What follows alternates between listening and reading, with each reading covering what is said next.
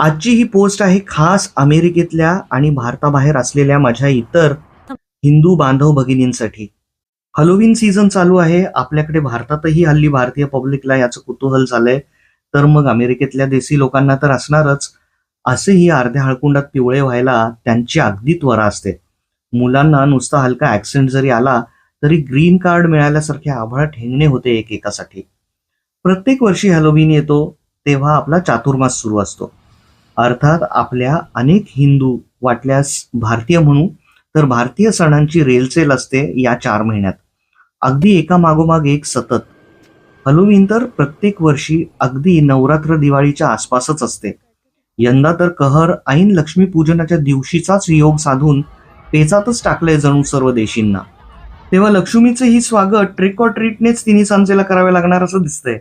जरा इमॅजिन करा, संध्याकाळी डोरबेल वाजते आणि दार उघडताच माता लक्ष्मी आत डोकावत विचारते, ट्रिक ऑर ट्रीट. हॅलोवीन मध्ये नटलेली एखादी हडळ समजून हाकलून देऊ नका बिचारीला, म्हणजे झालं. बाय द वे, तुमचा हॅलोवीनचा उत्साह पाहून लक्ष्मी डोरबेल वाजवीन हे ओव्हर एक्सपेक्टेशनच ठरेल कदाचित. कारण अगदी नवरात्रीपासूनच आपल्या दारात जी आरास आणि रोषणाई आहे ती देवीची नाही तर हॅलोवीनच्या भूताखेतांची, कुंकवाने तांबडे केलेल्या कोहळ्याऐवजी लाल भोपळ्यांची. लक्ष्मी आशाने भोपळ्यात बसून टुणूक टुणूक लांब पळावी नाही म्हणजे झालं. पण विनोदाचा भाग बाजूला ठेवून क्षणभर मंथन करा की आपण आपले सण सूद बाजूला ठेवून हॅलोवीनला सुद्धा जितके महत्त्व देतोय तितकेच किंवा त्यापेक्षा कमी तरी महत्त्व अमेरिकन, युरोपियन, चीनी किंवा हिस्पॅनिक मंडळी आपल्या सणांना देतील का? मांडतील का तेही त्यांच्या घराच्या एखाद्या इवल्या कोपऱ्यालाही लक्ष्मीची पूजा? वास्तवात हॅलोवीन म्हणजे मेक्सिकन लोकांचा पितरांना श्रद्धांजली देण्याचा पर्व. आपला सनातन पितृपक्ष आत्ताच सरला तेव्हा आता जितके हिंदुस्थानी मंडळी हॅलोवीन साजरा करतायत अमेरिकेत, त्याच्या अर्ध्या निम्म्यांनी तरी महालय काळात त्यांच्या पितरांना घास ठेवलाय का? ऐन नवरात्रातच काहींनी तर हॅलोवीनचं डेकोरेशन लावलेलं. मग का नाही पंधरवडा आधीच अद्याप कुणाकडे दिवाळीचे आकाशकंदील लागलेले? आमच्या लहानपणी असं व्हायचं, म्हणण्या इतका म्हातारा मी नाही अजून, पण अगदी 20-25 वर्ष आधी सुद्धा कोजागिरीपासूनच किल्ले करून दिवाळीच्या आत त्यावरची हाळी उगवण्याचं लक्ष असायचं मुलांचं. फराळ कधीच तेव्हा आयता बाजारातून न मागवता घराघरातच तयार व्हायचा. दसऱ्यापासूनच दारात अंगणात रांगोळ्या सुरू व्हायच्या. घरातल्या लेकींनी रांगोळी शिकावी म्हणून आया दसऱ्यापासूनच प्रेरित करत आणि मग दिवाळीत मोठ्या अभिमानाने पाहुण्यांना सांगत की आज दीपावलीची रांगोळी आणि फराळाभोवतीची महिरप आमच्या तायडीने स्वतः काढली आहे बरं. आपण इतर संस्कृतींचे अनुकरण करतोय, फारच छान गोष्ट आहे.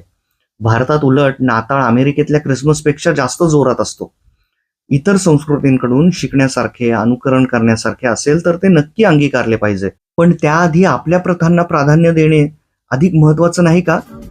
विशेषतः आपण परमुलुखात असताना ती आपली जिम्मेदारीच नाही तर दायित्व ठरते. कारण आपल्या देशात गल्लीबोळात सर्व सण साजरे होतात, मुलांना पाहायला मिळतात, त्यांची योग्य ओळख त्यांना मिळते.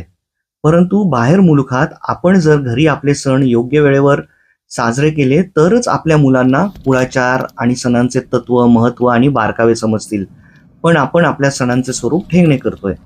दिवाळी, होळीची ओळख फक्त फेस्टिवल ऑफ लाईट्स आणि फेस्टिवल ऑफ कलर्स इतकीच उरता कामी नाहीये. धनत्रयोदशीला आरोग्याचे, लक्ष्मीपूजनाला बचतीचे, पाडव्याला पती पत्नी आणि भाऊबीजेला बहीण भावाच्या नातेसंबंधांचे महत्व पटवण्यासाठीच दिवाळी येते. आपण आज इथे पोहोचलो आहोत ते आपल्यावर आपल्या देशाचे, संस्कृतीचे ऋण आहे. देश तसा वेश नक्की करा, पण वाघाची कातडी पांघरून कोल्हा वाघासारखा दिसू शकेल पण कधी वाघ होऊ नाही शकला. तेव्हा आपणच ठरवायचं आपल्याला वाघ व्हायचंय की कोल्हा. मराठी माणूस म्हणून आपण या दिशेने पाऊल पुढे नक्कीच टाकू शकतो. आपली ओरिजिनॅलिटी, मौलिकता जपणं सुद्धा महत्वाचं नाही का?